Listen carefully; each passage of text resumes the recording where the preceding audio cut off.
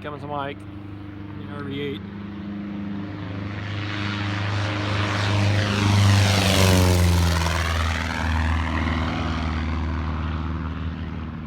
Looks pretty smooth. But in spite of it being smooth, there were so many airplanes in the pattern that night that I never got airborne. So the following weekend, I went out with a buddy of mine to a local general aviation airport, and I still suffer from some pre-flight jitters. What's up with that? Steve, I'm nervous as a cat. That's good. No, it's not. I'm nervous too.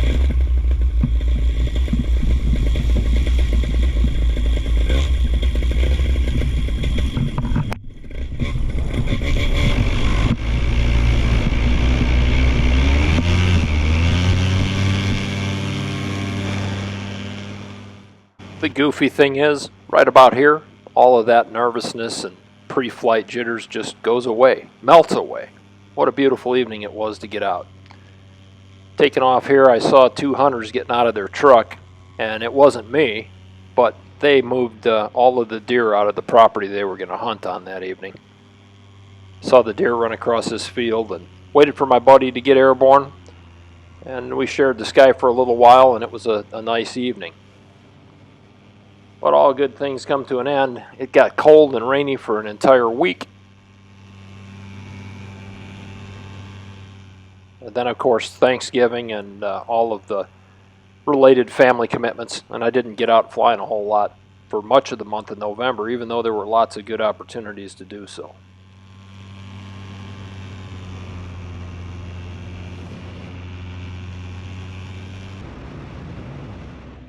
To a certain extent, I actually enjoyed the cooler weather and being able to wear long slacks and protective gear that I wouldn't typically be able to wear because of the heat and humidity in the south.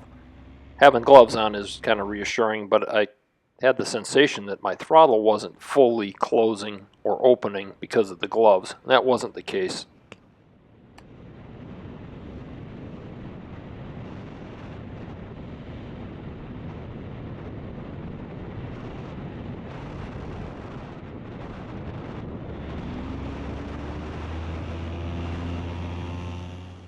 My buddy had previously flown here and had some discussions with the airport administrators about traffic pattern avoidance. So we flew to the north of the traffic pattern, which in this particular case was actually a left-hand pattern for the westerly runway. Stayed clear of everything and used the grassy area that was really nice and open, nice unobstructed fresh winds, and unfortunately they were completely dead by the time I came in for my full stop landing.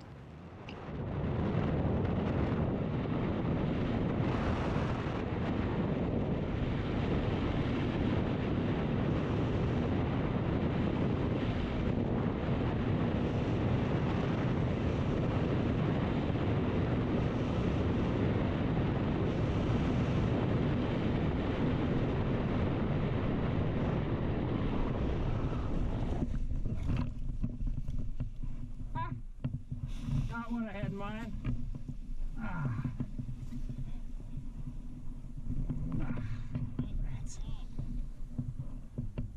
No wind. So down to Florida this past weekend, and I got a chance to see the SpaceX launch from the beach. It was a resupply mission for the International Space Station. Just a small rocket. Could barely see it or barely hear it. Unlike some of the bigger launches I'd seen in the past, it was pretty much a non-event, but fun thing to do nonetheless.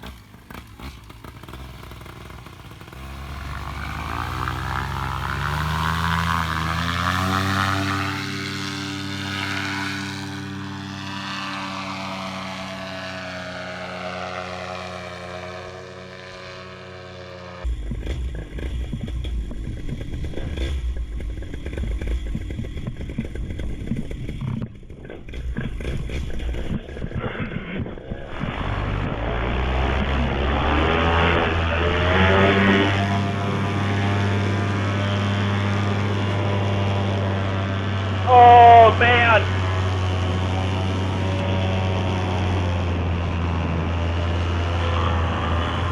So happy to be airborne.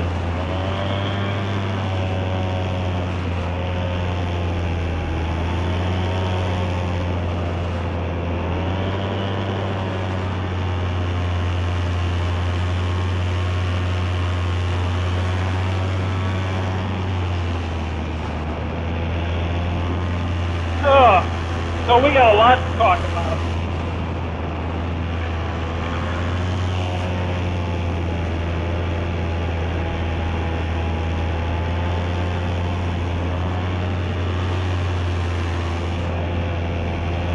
So a couple of people have asked me, hey, how come you haven't made any videos lately? And the answer to that is, I've been struggling with some health issues again. I found myself being short of breath on the couch. I wasn't going to the gym with any regularity. So I'm down here at the compound.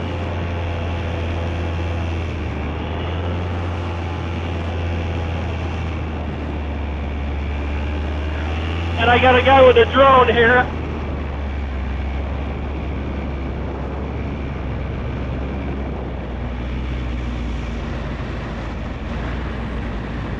Right there with the drone. So I had a couple people ask, how come you haven't published any videos lately? I hope you're doing all right. Well, the honest truth is I've been knocking on the door of some potential health issues again here lately. At the beginning of the summer, when I was running around learning how to kite and fly the glider, I was getting plenty of exercise, but as I got better at it, I never reincorporated getting back in the gym and getting my cardiovascular exercises in, and started suffering, finding myself occasionally short of breath when I was just sitting around on the couch. I wasn't having any of the issues that I had early on, and it was nowhere near as physically challenging as it had been. So, as time went by, I started putting on weight, given my health history. That wasn't too cool. So I had an annual meeting with my former heart surgeon, and she encouraged me to get back in the gym and try to stick closer to my plant-based diet. And I hired a personal trainer to help me over the boredom and tedium of working out. So thanks to Wolf's Fitness and their staff and equipment, and a special thanks to Lester Evans, who spent a couple sessions with me getting me reinterested and reinvigorated in getting back on some sort of regular exercise routine. Well, not a vegan. I became a plant-based dieter. In fact, I'm thinking about a YouTube channel to explain some of the intricacies of that. And if I do, I'll be sure to let everybody know. But if you have any interest in how plant-based diet works or helps, and how do you get over, I was a confirmed meat eater. To this day, I do miss steak. I miss the things that we cut out of our diet. I couldn't do it if my wife wouldn't have done it also. We try not to eat any eggs, no meat of any kind, not even fish, no milk, and as little oil as possible. And sometimes it's tough. Sometimes it's not too bad. There's lots of recipes. I love Indian food. I love Thai food, but there's that. So that's what kept me out of the air for a while. So I was able to curb the weight gain, and I was able to get back out here and do some flying. So let's talk about something else. I noticed that the Thanksgiving Day weekend, the aviator folks tried to release a video on ground handling, and they put a price on it, and they caught a lot of flack, backed off on the price. They offered it out there for free. Now, I haven't seen the whole thing, but I am going to tell you this much. What I have seen of it is absolutely fantastic. So if you do happen to buy it, or if you happen to use it, make sure that you send those guys something. When I get a chance to watch all of it, it will gain my full endorsement. But it's interesting.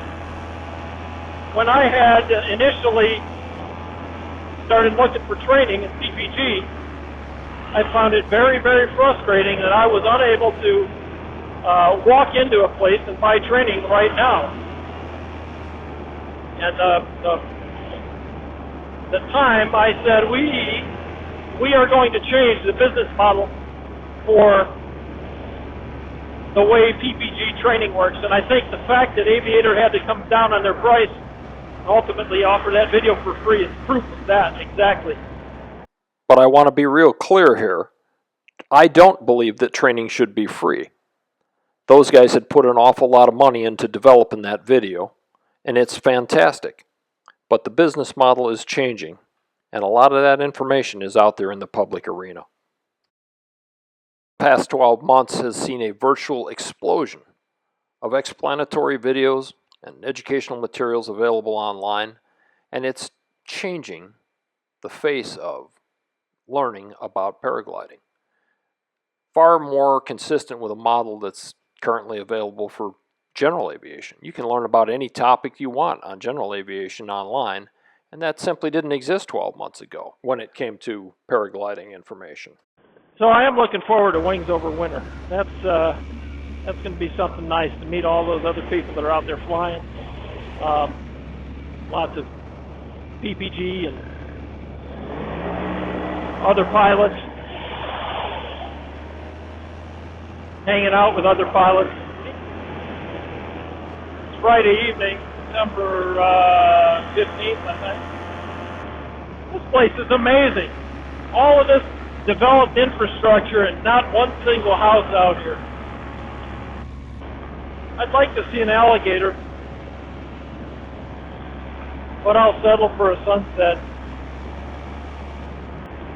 Some people might not like this, but flying is a privilege, not a right. And I'm here to tell you, if you treat a privilege as if it is a right long enough, you will lose both the right and the privilege. And there will be people that will go out of their way to revoke your privileges. So I just thought I'd say that. If that pertains to you, take it to heart, man. This is such an amazing thing to be able to do this. When I consider how hard I worked to get into aviation and how quickly it was taken from me, and to be able to come out and do this, what a incredible opportunity and privilege this is.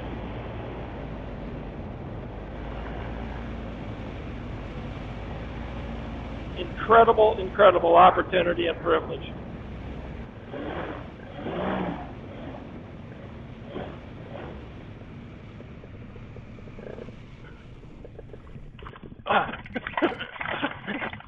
Woo-hoo-hoo! That was close.